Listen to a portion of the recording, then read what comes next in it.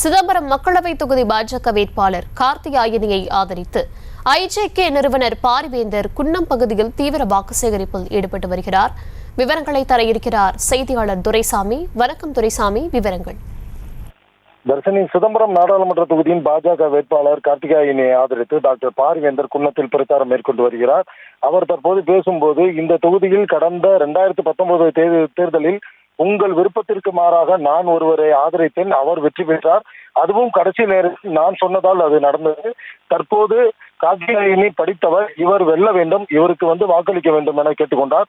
அதே போல இந்தியாவிலேயே தமிழகத்தில் தான் அதிக ஊழல் லஞ்சம் அதிகம் உள்ளதாகவும் தெரிவித்த அவர், திமுகவில் சுயமரியாதை தன்மானம் எல்லாம் பேசுவார்கள், ஆனால் அடிமை கூடாரமாக இருந்து வருகின்றனர். ஊழல்வாதிகளுடன் திருமாவளவன் கூட்டணி வைத்துள்ளார்.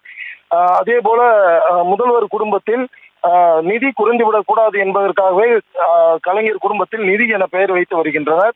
மறந்து கூட நிதி இல்லாமல் இருந்துவிடக் கூடாது என்பதற்காகவே திட்டம் போட்டு பெயர் வைப்பதாக பாரிவேந்தர் கூறினார். அதே போல திமுக கூட்டணிக்கு சென்றால் சுற்றியுள்ள தோழமை கட்சிகளுக்கு மாத சம்பளம் உண்டு, அதனாலேயே திருமாவளவன் அங்கு சென்றுள்ளார் என்றும், பானை சின்னத்தில் நிற்பவருக்கும் தாமரை சின்னத்தில் நிற்பவருக்கும் 1000 மடங்கு வித்தியாசம் உண்டு. இவர் படித்தவர், மக்கள் தேவைகளை புரிந்து உடனுக்குடன் நாடாளுமன்றத்தில் பேசி மக்களுக்கான தேவையை பூர்த்தி செய்யக்கூடியவர்.